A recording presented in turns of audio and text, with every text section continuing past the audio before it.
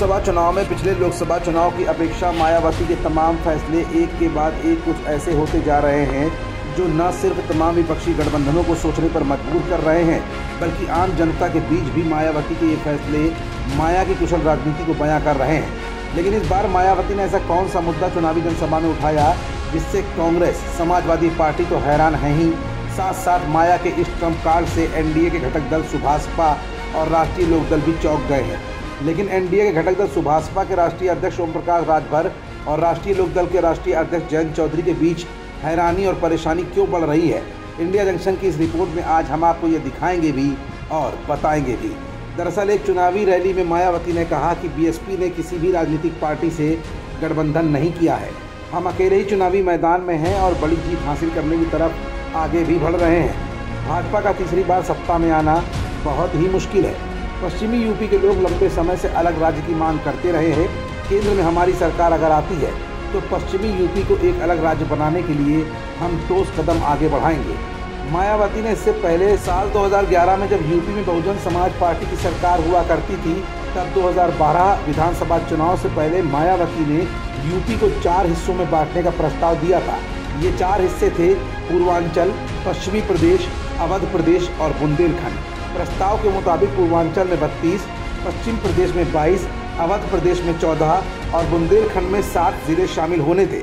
2012 विधानसभा चुनाव से पहले 16 नवंबर 2011 को तत्कालीन मुख्यमंत्री मायावती ने मंत्रिपरिषद की बैठक में इस प्रस्ताव को मंजूरी भी दी और फिर इसे यूपी विधानसभा में पेश भी किया गया था।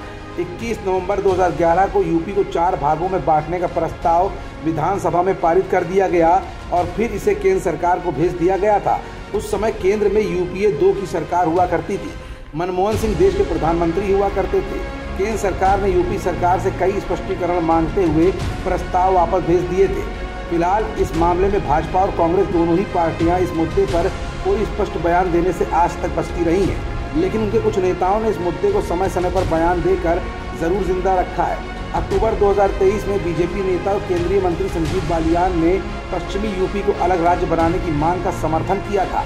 एक जनसभा में उन्होंने कहा था कि पश्चिमी यूपी को अलग राज्य बनाना चाहिए और मेरठ को इसकी राजधानी बनाना चाहिए। यहाँ की आबादी 8 करोड़ है और यहाँ से हाई कोर्ट 750 किलोमीटर दूरी पर है। ऐसे में इसे अलग राज्य बनाने की मांग जायज़ है। हालांकि बीजेपी ने कहा था कि ये उनका निजी विचार है। यही नहीं, एनडीए का घटक दल और कभी पश्चिमी यूपी की वकालत करने वाले जयंत चौधरी भी इस समय असमंजस की स्थिति में दिख रहे हैं। वहीं यूपी में एनडीए के दूसरे सहयोगी ओम प्रकाश राजभर की सुहेलदेव भारतीय समाज पार्टी को भी इसी तरह की स्थिति का सामना करना पड़ रहा है। राजभर ने हाल ही में अपने बयान में कहा था कि लोकसभा चुनाव के बाद पूर्वांचल को यूपी से अलग कर दिया जाएगा। फिलहाल मायावती के पश्चिमी उत्तर प्रदेश को अलग किए जाने का मुद्दा एक बार फिर चर्चा का विषय बन गया है। ऐसे में जहां एक तरफ जयंत चौधरी और ओम प्रकाश राजभर, जो पहले कभी अलग राज्यों के गठन की मांग उठाया करते थे, अब वो खामोश और हैरान के साथ साथ परेशान भी दिख रहे हैं। कांग्रेस खामोश बैठी हुई है। अब देखना ये होगा कि मायावती के इस मुद्दे के उठने के साथ ही जनता की क्या प्रतिक्रिया मायावती के इस बयान के मार्फत आती है। खबरों से जुड़े रहने के लिए सब्सक्राइब करें हमारा चैनल इंडिया जंक्शन।